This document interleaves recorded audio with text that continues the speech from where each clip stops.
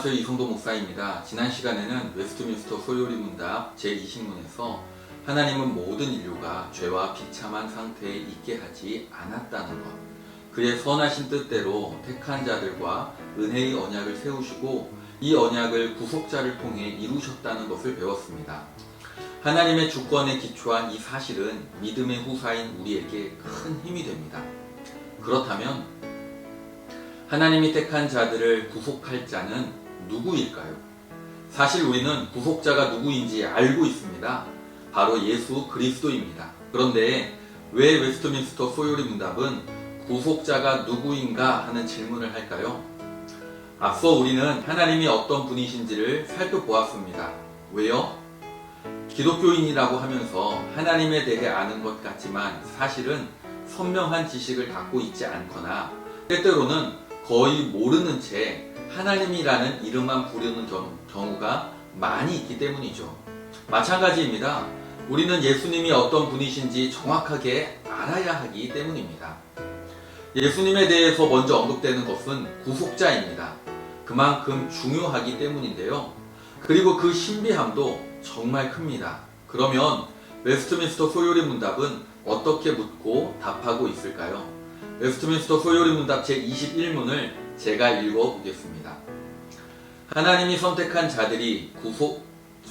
자들의 구속자는 누구입니까?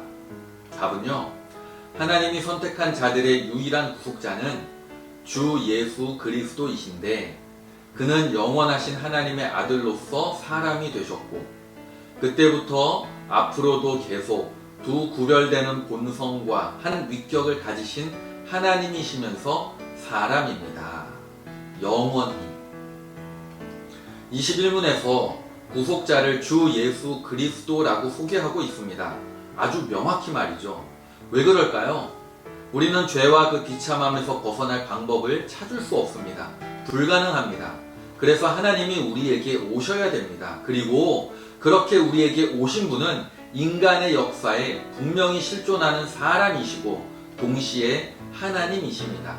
그 하나님이 스스로를 버리시는 사랑으로 오셔서 하신 일이 선택한 자들을 구속하신 것입니다. 그래서 자기 백성을 저희 죄에서 구원할 자라는 뜻의 예수라는 이름에 기름 부음을 받은 자라는 뜻의 그리스도를 붙여서 우리는 예수 그리스도라고 부르고 예수님이 우리를 구속할 자가 확실하다라는 것을 나타내는 것이죠. 그 구속자의 조건이 있는데 그것은 온전히 인간이면서 동시에 온전히 하나님이셔야 합니다. 인간으로서 모든 것을 다 하나도 빠짐없이 겪으셔야 하고 하나님으로서 인간의 죄를 대신 지고 그 죄의 형벌인 사망을 이기실 수 있기 때문입니다. 즉 우리 죄를 완벽하게 해결하시면서 동시에 하나님의 사랑과 공의를 온전하게 실현하실 수 있어야 합니다. 그리고 그 결국이 하나님이 우리를 죽기까지 사랑하셨다는 십자가입니다. 그 사랑과 공의의 완성이 일시적이지 않고 영원합니다. 마찬가지로 예수님도 인간이시면서 하나님으로 영원히 계십니다. 즉 지금도 하나님 앞에 인성으로 계시면서 여전히 죄에 빠져 있는 우리를 위해 중재하고 계십니다. 왜일까요? 하나님 편에서 우리를 체휼하시기 위해 사람이 되셨으니까요. 체휼이란 처지를 이해하여 가엾게 여김으로 쉽게 말하면 육적으로나 정서적으로나 마음까지 완벽하게 안다는 것이죠. 이렇게 우리의 연약함을 체휼하시기 위해 하나님은 사람으로 이 땅에 오셨던 것입니다. 그리고 그 근거는 딱 하나님입니다. 사랑. 그 사랑이 우리를 살게 합니다. 어른들이 자녀들에게 하는 말씀 중 아이를 낳고 길러봐야 부모의 마음을 안다가 있습니다. 부모가 되어 보아야 부모를 안다는 것이죠. 이해한다는 겁니다. 부족한 예지만 하나님께서 우리를 아시기 위해 사람으로 오셨고 영원히 하나님이면서 사람으로 계신다고 합니다. 누구를 위해서요? 우리를 위해서입니다.